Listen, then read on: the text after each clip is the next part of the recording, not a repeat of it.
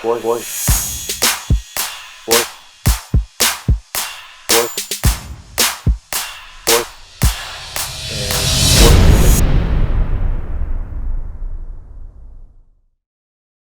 Estimados internautas, saudações. Sejam bem-vindos a mais uma edição do nosso podcast Chá de Coaching e Liderança. Programa este que vai ao ar todos os sábados pelas 14 horas. Este programa, que é em formato de podcast, consubstancia-se num coaching invertido, em que atraímos líderes que vêm cá na primeira pessoa deixarem ficar as suas lições de liderança, que nem em business schools, mas num ambiente descontraído, de conversas fluidas e intuitivas. A metodologia que nós inspiramos é baseada no CHA, acrônimo C de conhecimento, H de habilidades e A de atitudes. É nossa convicção ou ambição contribuir para o desenvolvimento de uma comunidade de líderes que sejam conscientes, responsáveis e empáticos com as causas que perseguem. A técnica que nós usamos como tal é através de conversas fluidas, ou conversas descontraídas. Assume-se que a comunicação está para a liderança, assim como a liderança está para a comunicação. E sendo a comunicação das maiores ou mais poderosas ferramentas do líder, é através da comunicação que os líderes expõem as suas ideias de uma forma objetiva, concreta e podem fundamentá-las na base das suas próprias crenças. Então é uma conversa sem julgamento, é uma conversa descontraída, é uma conversa ao fim do dia construtiva. Temos como líder convidada para hoje Paula Cunha, ela que é estilista, líder cristã, artesã, empreendedora e ativista cultural. Paula Cunha, bem-vindo ao nosso podcast Chá de Coaching e Liderança. Como é que costuma apresentar-se?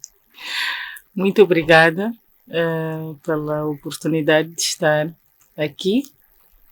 Eu sou Paula Cunha, sou o que o Sandy já disse, né?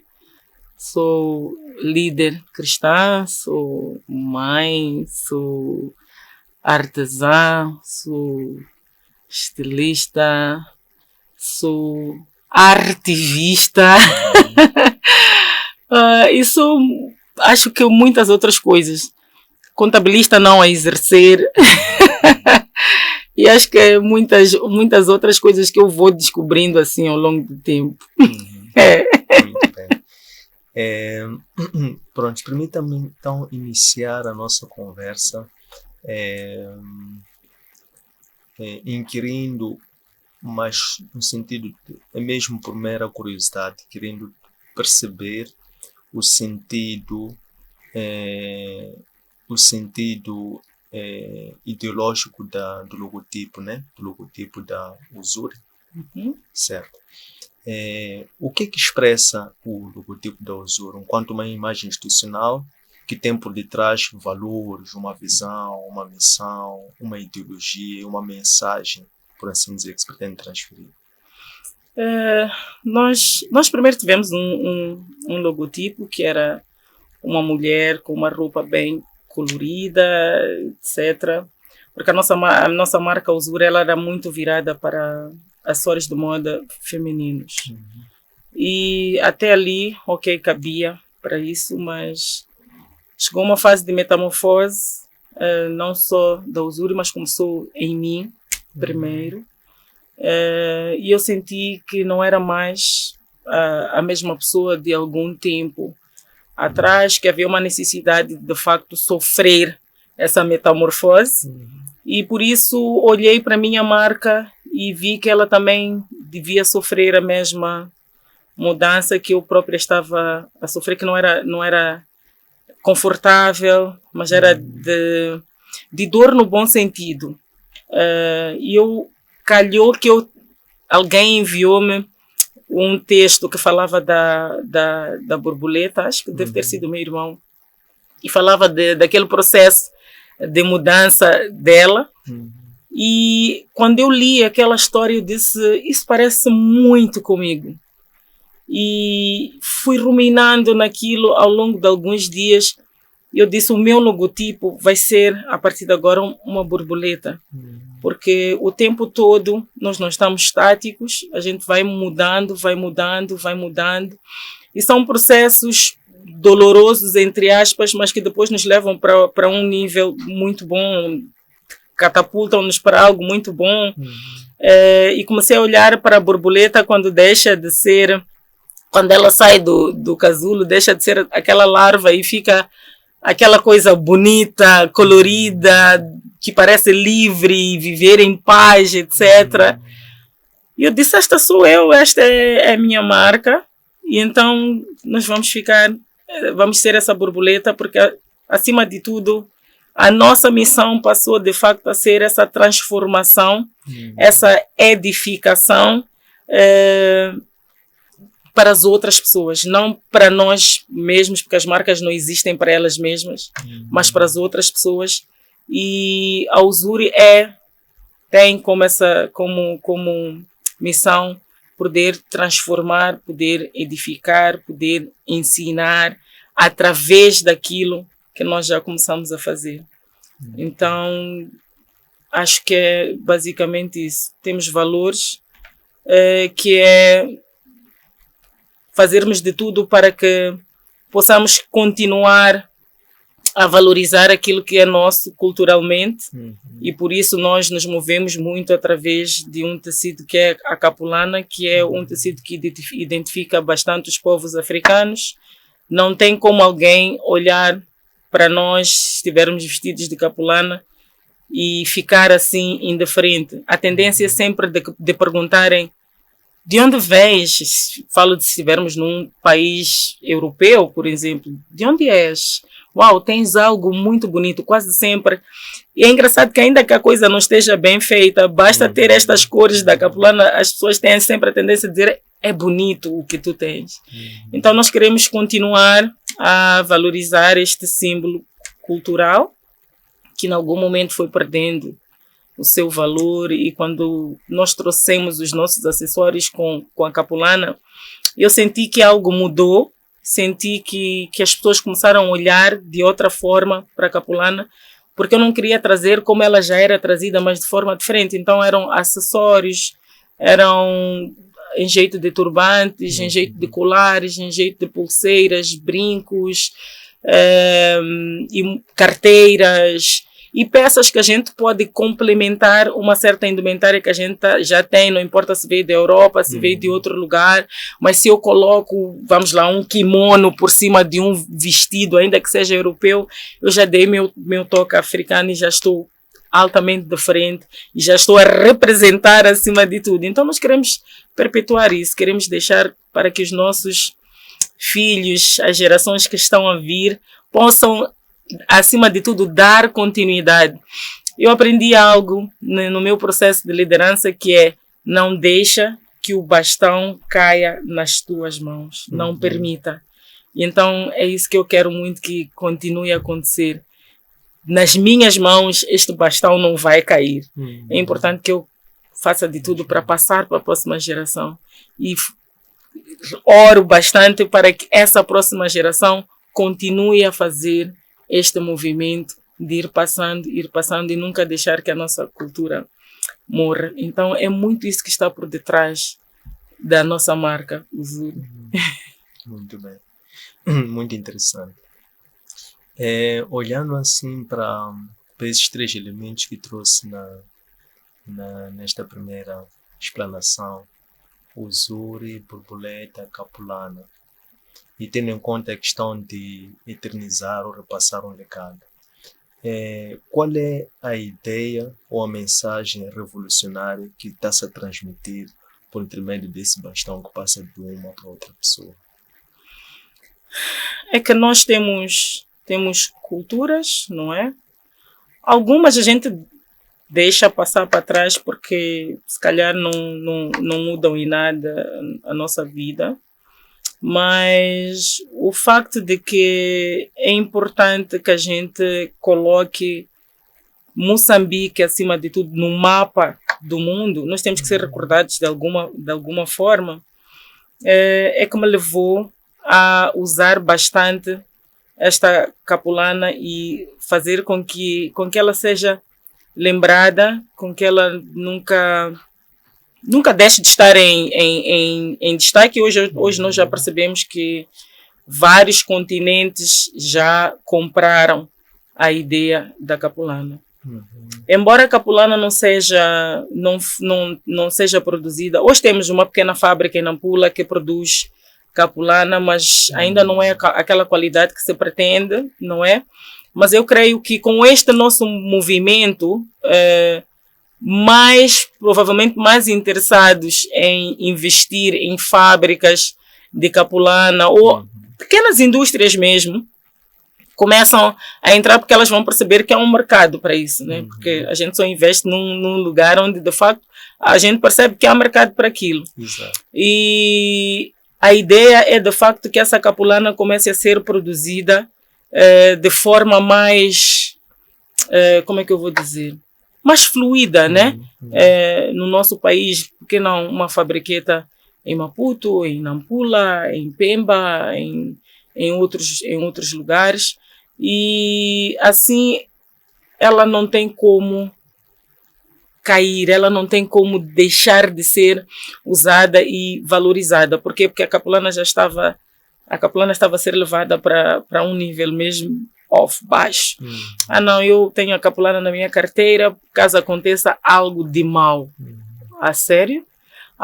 Eu uso a capulana quando vou para cerimônias fúnebres. Really? Eu uso a capulana só quando vou para a casa da minha sogra. Aí, é? Eu só uso a capulana. Então já estava este discurso, sim, assim, de desvalorização deste tecido, que é um símbolo cultural e nos representa bastante. A primeira coisa, provavelmente, que se fala em quase todos os países africanos, qual é o símbolo cultural que mais te chama a atenção? Provavelmente seja, de facto, a capulana, né? Tirando a música e outras formas de cultura, mas a capulana é algo que chama, de facto, muita atenção. Então é importante eu acho que é importante que isso se mantenha, e eu vou fazer a minha parte sozinha. Obviamente eu não consigo, eu preciso de mais pessoas que caminhem comigo neste mesmo movimento, e isso é que me dá, na verdade, força para continuar a usar esta capulana, falar desta capulana, pesquisar mais sobre estampas, etc. O que levou a se fazer determinada estampa, o que conta aquela estampa. Eu acho que é muito, muito interessante este mundo. Muito bem. Qual é o papel da Paula Kuna enquanto uma empreendedora social através da Uzuri, na posição ou estando posicionada na área criativa para promover ou desenvolver este ecossistema na indústria cultural, e em particular na indústria de moda, através da nossa identidade cultural? Assim, eu não me vejo a criar alguma coleção da Uzuri sem a capulana. Obviamente hoje a gente já coloca outros tecidos, mas outros tecidos que tenham muito a ver com este nosso lado rústico, este nosso lado muito, muito cultural, muito cultura, muito... eu não sei como explicar, mas nós temos uma particularidade muito, muito, muito forte, assim. E nós usamos tecidos como linho, como o tecido, chamamos de tecido cru, para complementar muito das nossas peças. E eu me lembro que me perguntava, por exemplo, como é que eu valorizaria essa capulana. E tudo começou comigo, por exemplo. Uma vez eu ia ser madrinha. E quando eu fui a um estilista para fazer o meu vestido de madrinha, porque na altura nós só fazíamos acessórios ainda, perguntou por que eu ia ser madrinha com um vestido de capulana. Mas capulana é para Xigiane, então podes fazer o teu vestido para Xigiane, vamos colocar aqui renda, etc. Eu disse, eu quero um vestido de capulana. Vou usar capulana no dia principal. Eu não sei porque que aquele dia se chama principal, porque eu gosto mais das festas de Xigiane, onde a gente mostra a nossa cultura. E a pessoa o estilista ficou ok, vou fazer, mas não estou a entender. Eu disse, até podes misturar todas as outras coisas que tu quiseres, mas a capulana tem que estar aí em destaque. E outra coisa que eu coloquei foi um turbante. E foi essa forma que eu arranjei de começar a mostrar às pessoas ao meu redor, na verdade, por que elas deviam continuar a usar capulana em dias de festa. E todas as festas, não importa se fosse uma gala ou não, os meus vestidos longos, curtos, etc., sempre foram feitos com o tecido que é a capulana, como uma forma de dizer, vamos usar o que é nosso. Não precisamos de ir buscar outras coisas, porque nós temos aqui um tecido muito interessante, muito particular, e que ele serve para quase tudo. Então vamos aproveitar e vamos usar esse tecido em todas as ocasiões. E eu ainda não me tinha apercebido como líder nessa altura e em como de facto eu influenciava as pessoas. E fiquei feliz de saber que quando eu vestisse algo, não importa para que evento, logo a seguir, ou dia seguinte, ou segunda-feira, eu já tinha alguém a bater a minha porta e dizer: Paula, eu quero exatamente aquele vestido que tu trazias no sábado ou na sexta-feira. Eu quero aquele. Tira, eu vou lavar em casa, vende-me esse vestido. E aí eu percebi que, de facto, as pessoas começavam a comprar a ideia de vou vestir a capulana, vou valorizar, de facto, o que é esse meu símbolo cultural. E, acima de tudo, é a nossa própria identidade. Por quê? Porque nós estamos hoje muito confundidos. Não sabemos, na verdade, o que é que nós somos. Somos africanos, somos europeus, somos... Então, a globalização veio e diluiu muito daquilo que era a nossa cultura. Então, daí nós vimos, porque eu nunca estou sozinha nesses movimentos. Tem sempre pessoas que nos acompanham e que compram a ideia. Vimos a necessidade de falarmos e buscarmos esta nossa identidade, né? Em forma de cabelo, de indumentária, etc. Há cortes que remetem-nos muito à Europa ou outros continentes. Há cortes que nos remetem muito à África. Olhamos para os Maasais, vamos olhar para a Botsuana, vamos olhar para a África do Sul. Então é muito isso que a Uzuri tenta ir buscar, olhar o que os outros têm de muito forte. Se calhar não quer dizer que eu tenha que inventar aqui alguma roda, mas se calhar se eu buscar um elemento ali, um ali, outro ali e compor a minha própria peça, eu começo a ter uma peça que eu posso chamar de moçambicana, por exemplo. Então é nesse sentido, aí é que começa a funcionar a Paula criativa, a Paula estilista, a Paula artivista, é ir buscar estes elementos e colocar numa só peça e fica, como costumam dizer, as tuas peças são estranhamente bonitas, né? Por quê? Porque a gente faz um pouco disto e coloca ali e de facto fica uma peça diferente que daqui a alguns anos já pode ser chamada de moçambicana. Eu vou buscar aquele vestido que representa Moçambique. Então a ideia acho que é de facto essa. Muito bem. Como é que esta multiculturalidade contribui para a unificação como um meio de identidade entre as pessoas e conexão emocional, por assim dizer? Se nós, por exemplo, virmos no caso quando a construção da Torre de Babel, quer dizer, o Senhor fez com que, porque eles falavam a mesma língua, estavam unidos para um fim que iria contra a vontade do Senhor. Então, ele, para os confundir, fez com que eles começassem a falar línguas diferentes e assim não conseguiram levar a bom porto esse projeto. Por outro lado, temos no lado, a nível de Pentecostes, houve aqueles que eram galileus, mas que estavam a falar línguas que eram perceptíveis por outros povos de outras tribos. E neste caso foi uma multiplicidade de línguas que levou à unificação. Então, como é que, neste caso concreto, como é que essa variedade cultural resulta numa peça única que unifica diversas culturas através de uma conexão emocional? Eu acho que está aí, eu acho que está tudo muito explicado.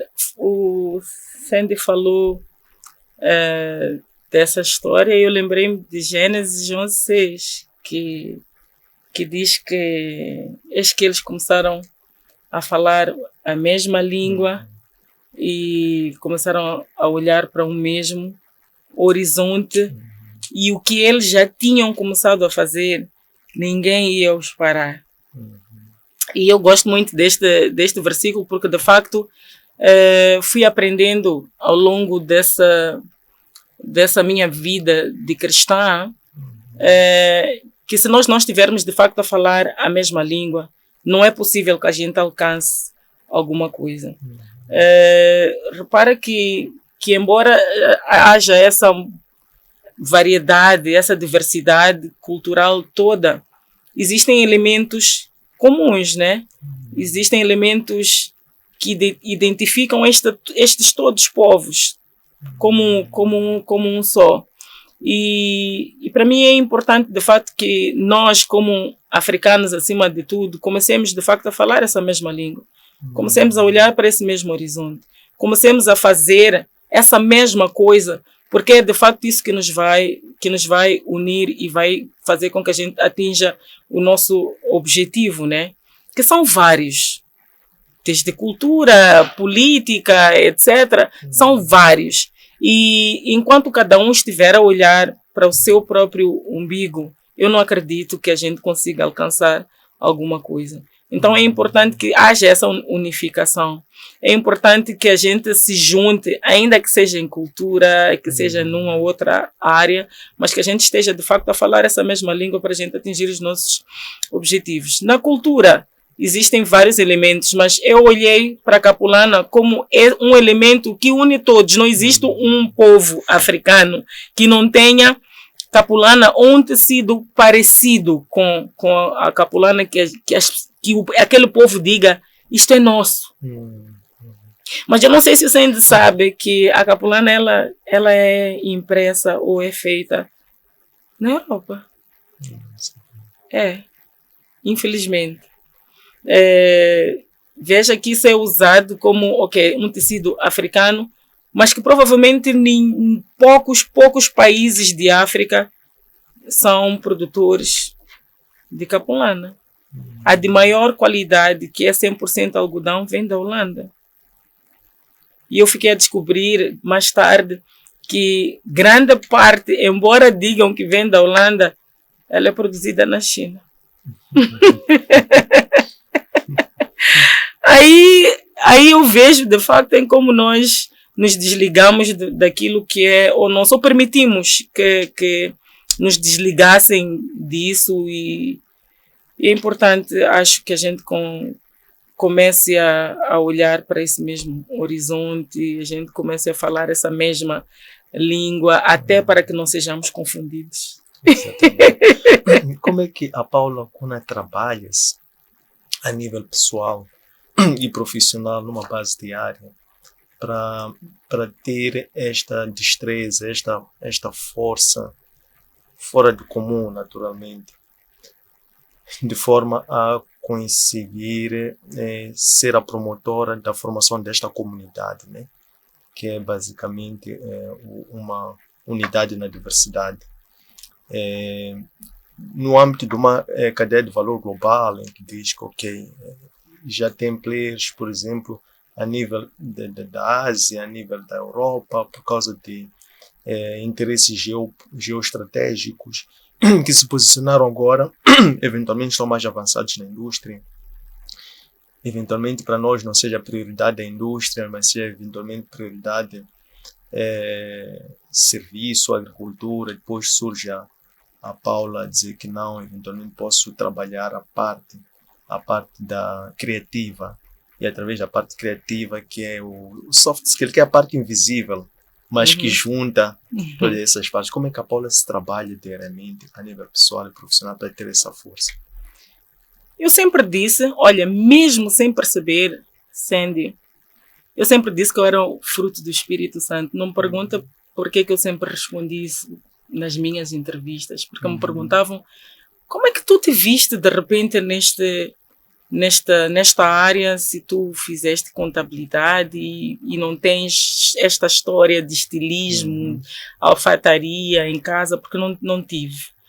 Mas eu acreditei sempre que se Deus deu-me esta visão, eu precisava fazer alguma coisa com ela. E mesmo sem perceber na profundeza o que era, eu fiz como Abraão, né? Aceitei sem questionar. Acreditei que eu devia fazer alguma coisa e fui caminhando. Eu nunca estudei estilismo antes, mas depois, obviamente, eu vou buscando conhecimento nessa área, até para poder saber o que eu de facto estou a fazer, onde é que eu estou, onde é que eu pretendo chegar, etc. Eu preciso buscar este conhecimento. Mas antes eu não tinha, a ponto de eu ter montado uma empresa, e hoje, quando eu olho para trás, eu não sei como eu montei tudo isso, e sem ter buscado esses skills, esse conhecimento, eu consegui fazer com que a Uzuri fosse uma empresa notável, que começou a ficar pelo menos no mapa de Moçambique, e as pessoas falarem, não, eu quero Uzuri, não, Uzuri. Tanto que as pessoas inventaram uma hashtag que era Uzurando, como forma de mostrar que elas estavam a vestir Uzuri. Elas escreviam hashtag Uzurando e ficou a hashtag Uzurando. Mas eu sou fruto, obviamente, do Espírito Santo, e eu acho que eu fui sempre guiada através dele, e hoje eu tenho certeza absoluta, porque hoje eu busquei isso dentro de mim, também de forma muito sobrenatural, mesmo sem estar numa congregação ainda. Eu nasci de novo, eu recebi as línguas, etc. E foi um susto para mim, porque eu ainda não estava a entender o que estava a acontecer, mas ao mesmo tempo eu percebi que estava na hora de eu começar a olhar para isso, em como de facto eu não sou uma pessoa que está à vontade na terra, né? Que veio, faz, e sob o seu próprio entendimento, e fui percebendo que não, que há uma força, há alguém que me guia, há alguém que diz: hoje tu vais fazer assim, amanhã tu vais fazer desta forma, hoje eu quero que tu atinjas fulano de X. Hoje eu quero que tu estejas com fulano de X e que tu fales, acima de tudo, daquilo que eu fiz contigo. Quando eu digo eu, estou a falar de Deus mesmo, no verdadeiro sentido da palavra. E quando começou a vir esta coisa em mim, eu comecei a dizer: eu preciso falar do que Deus fez comigo.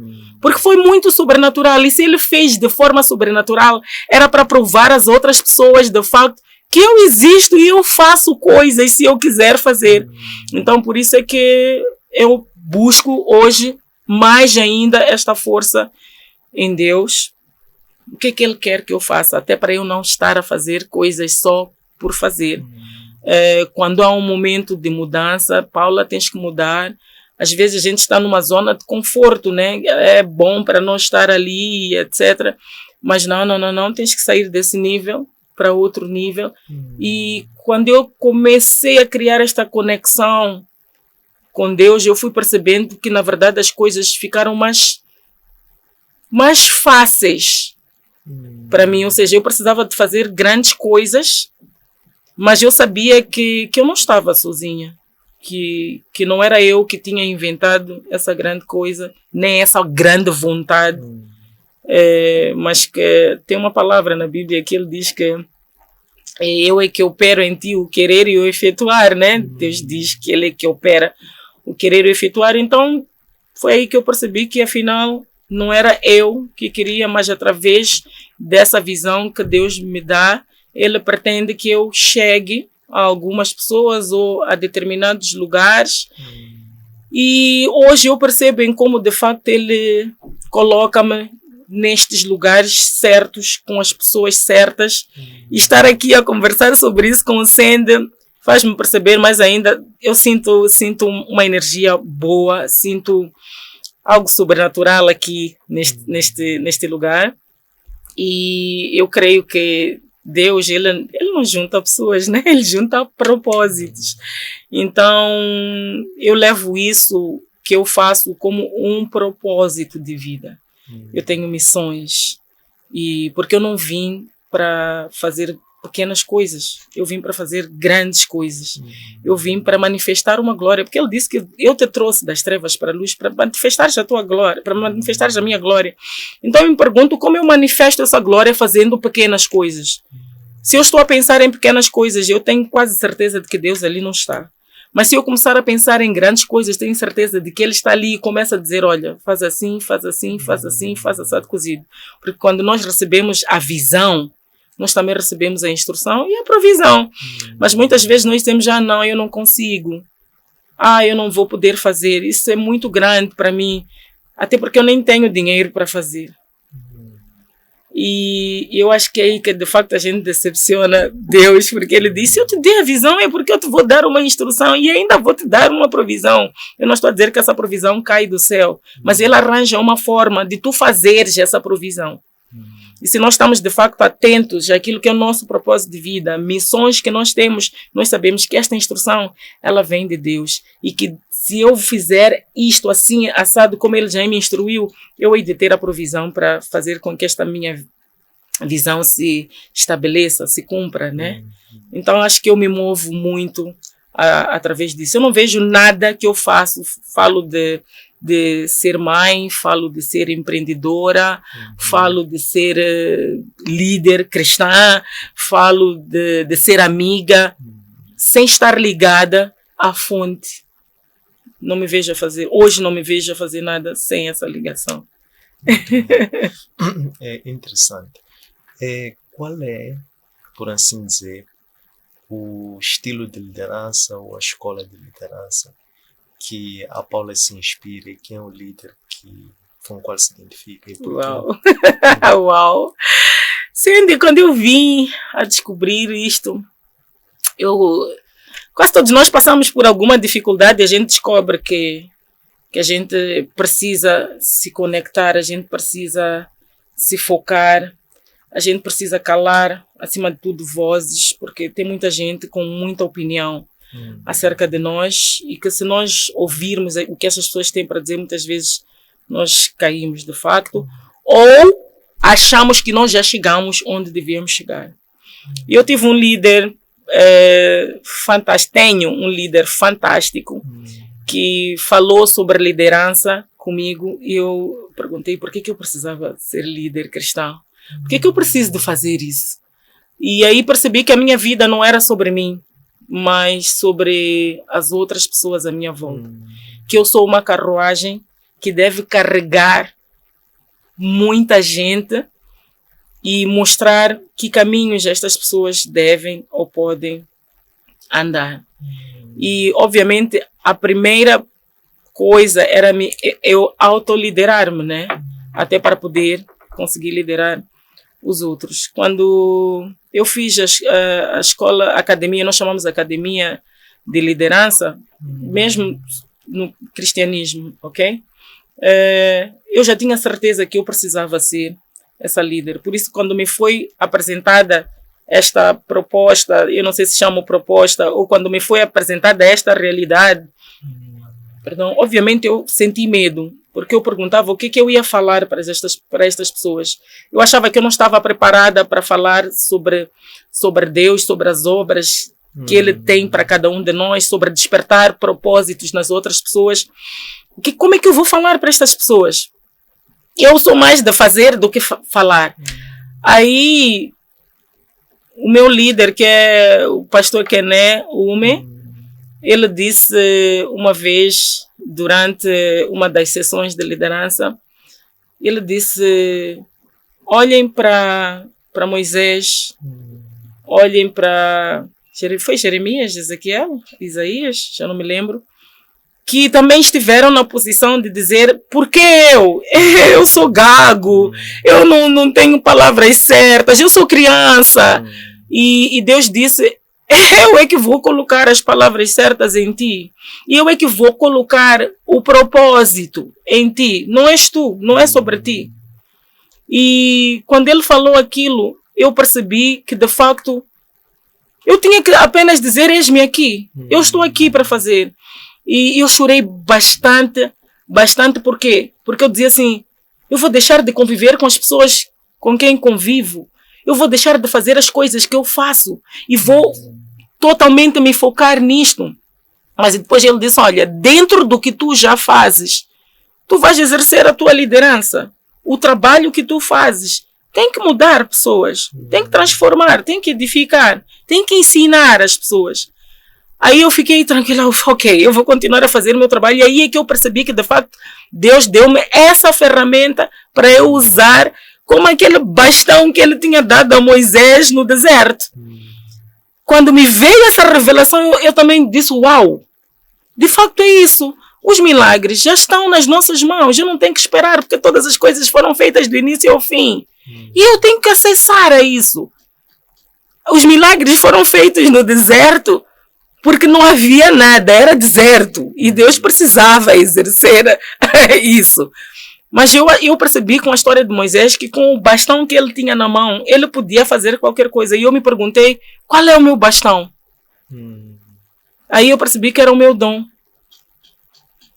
Aquilo que Deus já tinha colocado era a ferramenta que eu precisava usar. Era a ferramenta que eu ia usar. E, obviamente, todas as sextas-feiras nós temos este momento de liderança com o pastor Kené. E é sempre um momento em que eu digo que eu me catapulto todas as sextas-feiras para um nível superior. Porque eu nunca saio dali a mesma pessoa. Eu descubro coisas que ou que eu estou a fazer errado, ou que eu posso melhorar, ou que eu estou de facto no caminho certo. E sobre deixar todas as outras coisas à minha volta é muito natural. Aquilo vai acontecendo de forma muito natural. Por quê? Porque tu percebes em que ambientes tu tens que estar. Automaticamente. Então eu vou deixar de conversar com o Sandy, porque quando eu converso quando eu estou com o Sandy, eu só fofoco.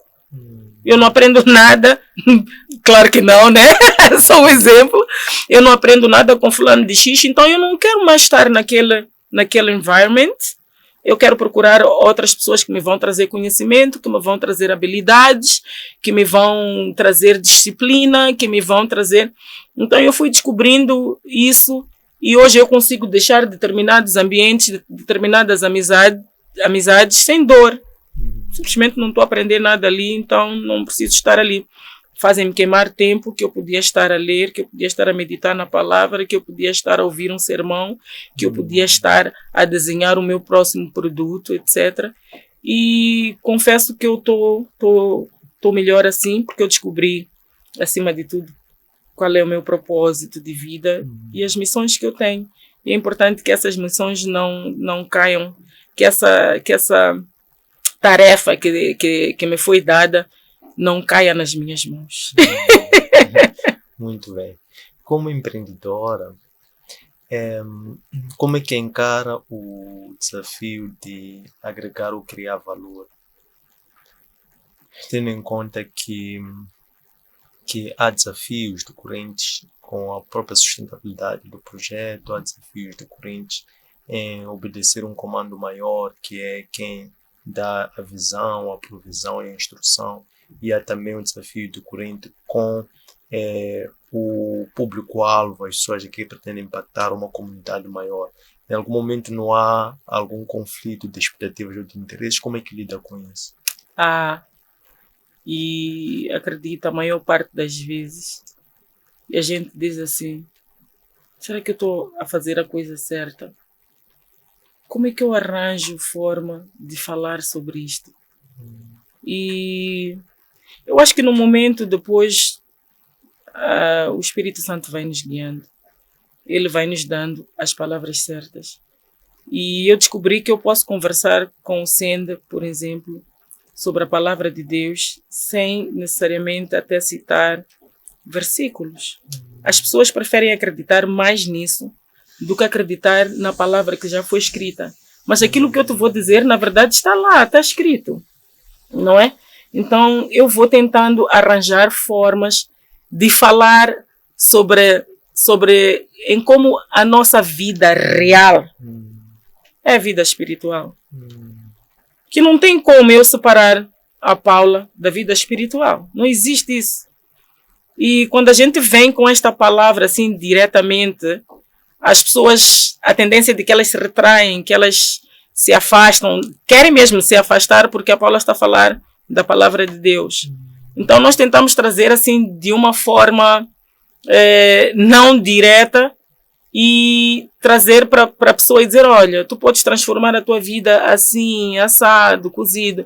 E quando a gente percebe que de facto aquela pessoa já percebeu e começa a andar, a fazer essa caminhada, aí depois eu digo, olha, aquela conversa que nós tivemos ou que temos tido, isto é Provérbios X, isto aqui é Romanos X, isto aqui está em Coríntios, isto aqui, se ler Gênesis, que é o início de tudo, tu vais perceber como de facto tu podes começar tudo na tua vida, que é fazer como Abraão fez, acreditar sem questionar.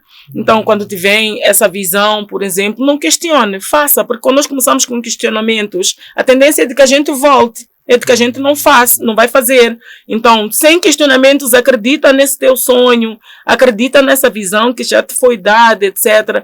E aí depois eu vou buscar, veja como aconteceu com o fulano de X, aí eu vou buscar uma história da Bíblia, até para a pessoa começar a perceber que não existe separação entre estas duas coisas. Nós somos isso que Deus já disse que nós somos.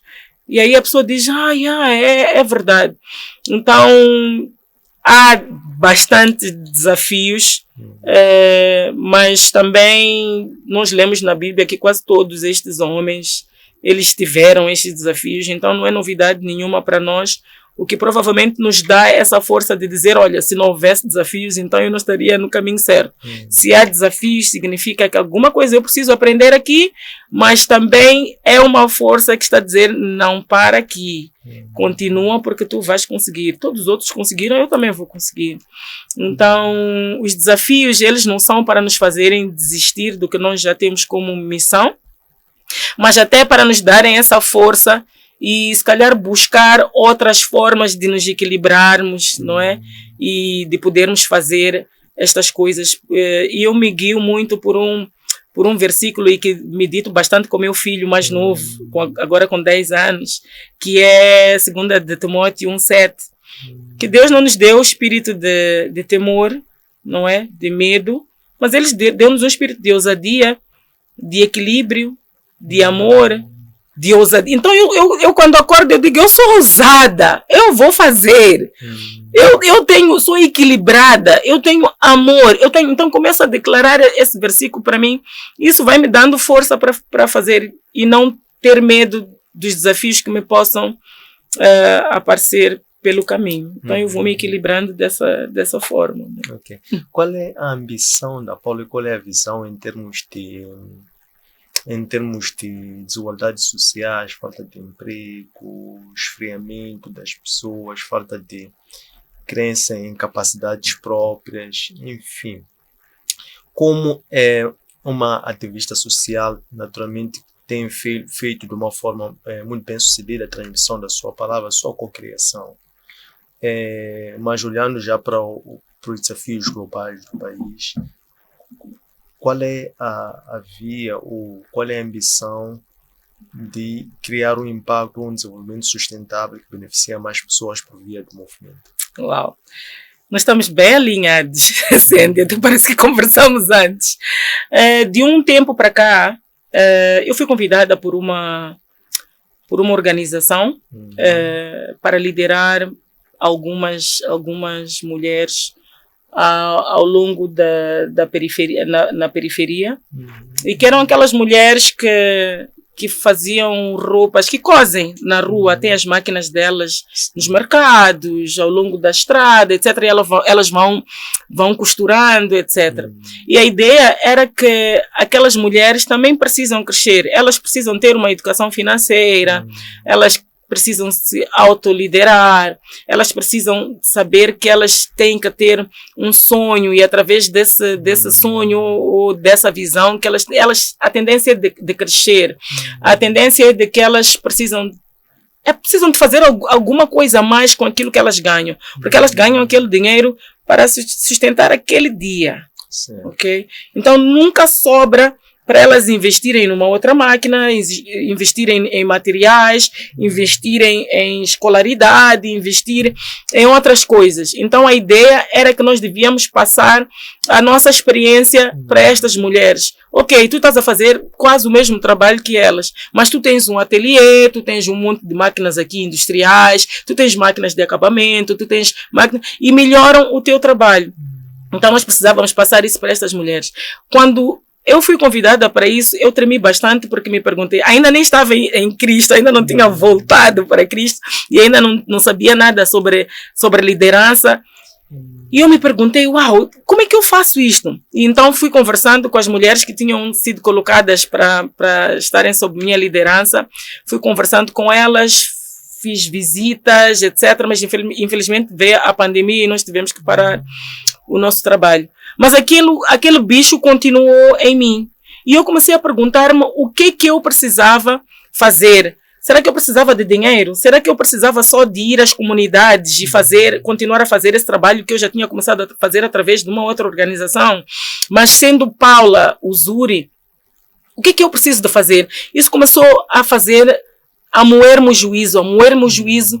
E quando eu vim a Cristo, eu percebi que se alguma coisa está a moer o teu juízo, se alguma coisa não sai de ti, estás constantemente a pensar naquilo, significa que tu precisas fazer alguma coisa em relação a essa determinada coisa. E eu me perguntava, como é que eu vou fazer isso? O que eu preciso fazer? O que eu posso passar para estas pessoas? E comecei a pensar muito nas raparigas e nas mulheres das comunidades. Deus é tão bom que Ele alinha esses propósitos. E Ele colocou-me há pouco tempo numa organização, infelizmente ainda não posso falar muito porque ainda não está concretizado. Tenho certeza de que um dia eu volto aqui para falar sobre isso. E o que aconteceu, Sandy, é que eu tenho que trabalhar com comunidades nessa organização. E uma das coisas que me veio e que eu, graças a Deus, já tinha escrito é que até outubro deste ano eu queria ter concretizado uma escola de formação e principalmente para as comunidades, principalmente para aquela rapariga que acha que não tem mais nada para fazer, que é sujeita até a ter que ter um casamento prematuro, porque ela não sabe mais o que fazer e acha que depende de outras pessoas para sobreviver e para concretizar seus sonhos, etc. E quando nós falamos de casamento prematuro era algo que me irritava bastante. Por quê? Porque há um monte de conferências por aí, mas que na verdade não há solução para estas raparigas que nós estamos a dizer que não devem casar, mas ficamos por aí. Eu disse, a única forma de estas raparigas não pensarem mais nisso é elas saberem que elas são protagonistas das suas histórias, que elas têm sonhos e são concretizáveis, e que elas podem alcançar, seja lá o que elas quiserem alcançar. E aí é que veio, de fato, esse propósito, que é despertar propósitos nas outras pessoas. Da forma como foi despertado em mim, eu posso conseguir levar, porque eu sou um exemplo disso. Então eu vou conseguir falar com facilidade para estas pessoas o que elas conseguem fazer, porque eu não vim de nenhuma família rica, ok? Eu sou filha de pais divorciados muito cedo, eu tinha 10 anos, eu nunca mais vi meu pai, voltei a vê-lo para enterrá-lo no ano passado, 30 anos depois. Ok, fui criada por uma mãe com mais 3 filhos e olha, se eu tivesse desistido da minha história porque nós nos achávamos pobres, eu não seria a Paula que está aqui hoje a falar e se calhar a ter que despertar propósitos nas outras pessoas, não é? Então, estas pessoas também têm essa capacidade que eu tenho. E através desta oportunidade que esta organização me está a dar, eu consigo chegar a uma comunidade e poder começar a fazer, ou seja, ensinar o que Deus me deu de forma sobrenatural, eu poder passar para estas pessoas e, acima de tudo, aprender delas, não é? Então, para mim está a ser algo em como, de facto, Deus te coloca no caminho certo quando tu descobres o que de facto tu precisas fazer e quando te colocas à disposição de tomar essa responsabilidade de fazer. Não é difícil porque há uma graça que é acrescida a ti para fazer aquilo. Então eu não posso dizer, vai ser difícil, eu não vou conseguir, eu não sei o quê. Porque se Deus disse vai, então Ele vai fazer como ele fez com todos os homens. Ele vai me dar a direção certa. Paula busca conhecimento aqui, Paula vai buscar esta ferramenta ali, fala com estas pessoas desta forma, toca neste assunto. Então eu tenho certeza que estou a ser guiada da melhor forma. E é bom, porque através do meu trabalho eu vou poder levar vou poder despertar este propósito nas outras pessoas, que elas têm missões, elas têm coisas grandes para fazer, não são coisas pequenas. Ninguém veio ao mundo só para respirar, gastar ar e ir. Cada um de nós tem grandes coisas para fazer e cada um tem que começar a pensar dessa forma.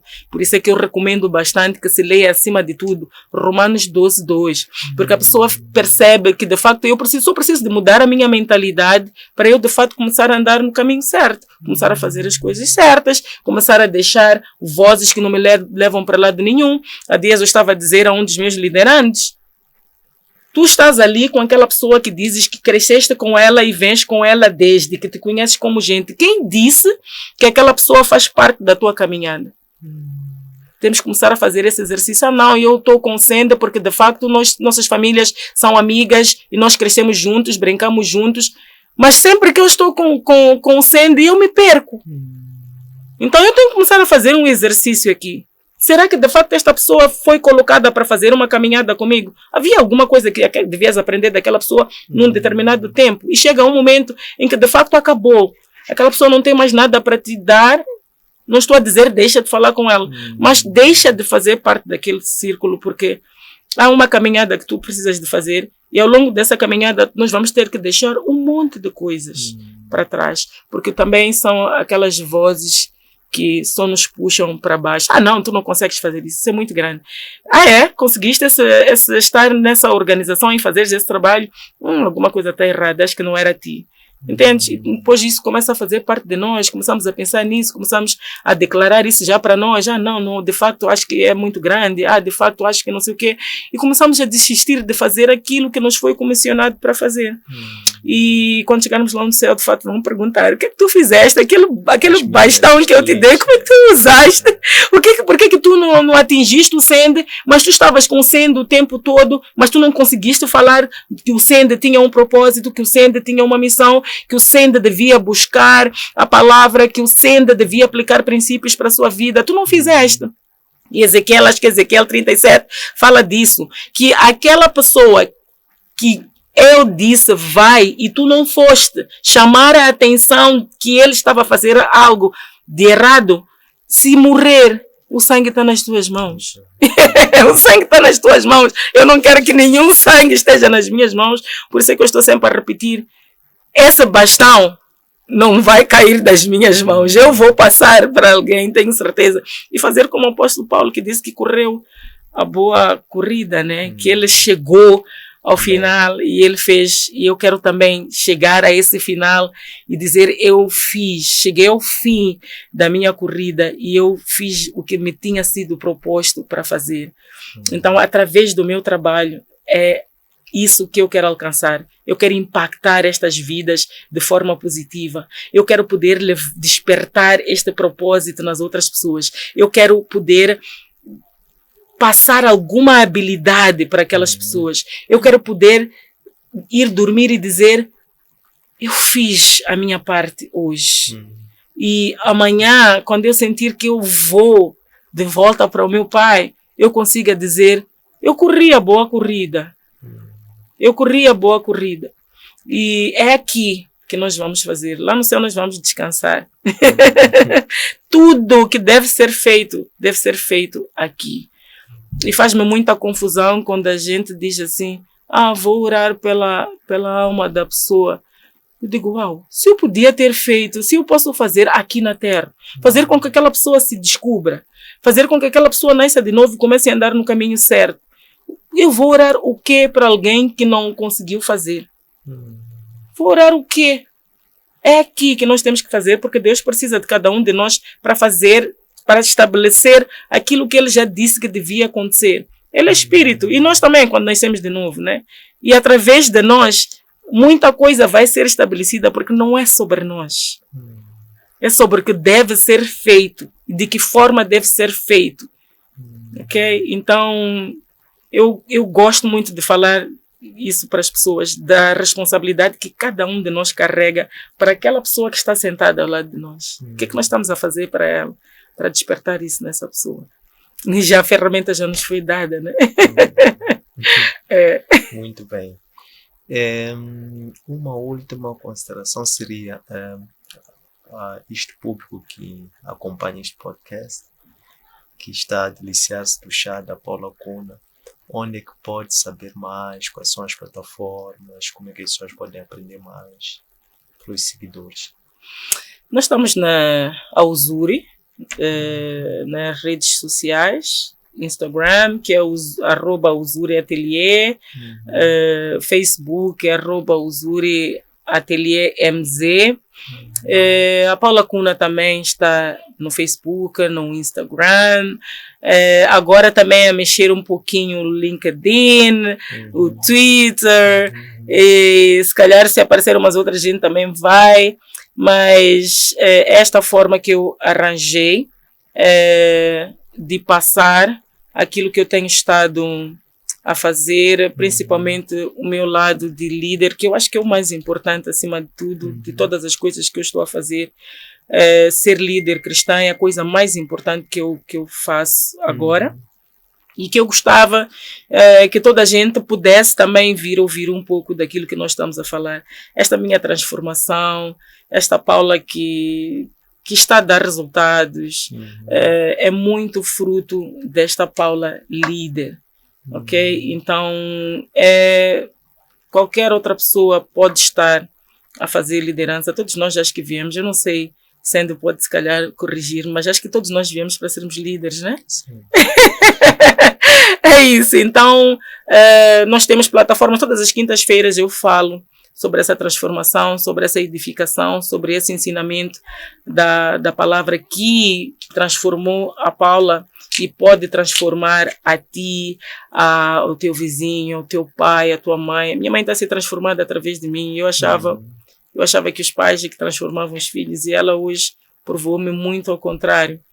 E tenho certeza de que se cada um estiver posicionado dessa forma, o mundo vai ser melhor. Porque nós estaremos a ser empáticos. O Sendo falou no início, através da nossa causa nós estaremos a ser empáticos também com as outras pessoas, e podermos levar isto com mais amor, podermos levar todas as outras coisas que Deus já disse, vai, faz, fala, cada um de nós pode fazer. E eu acredito que é este mundo que Deus pretende ter.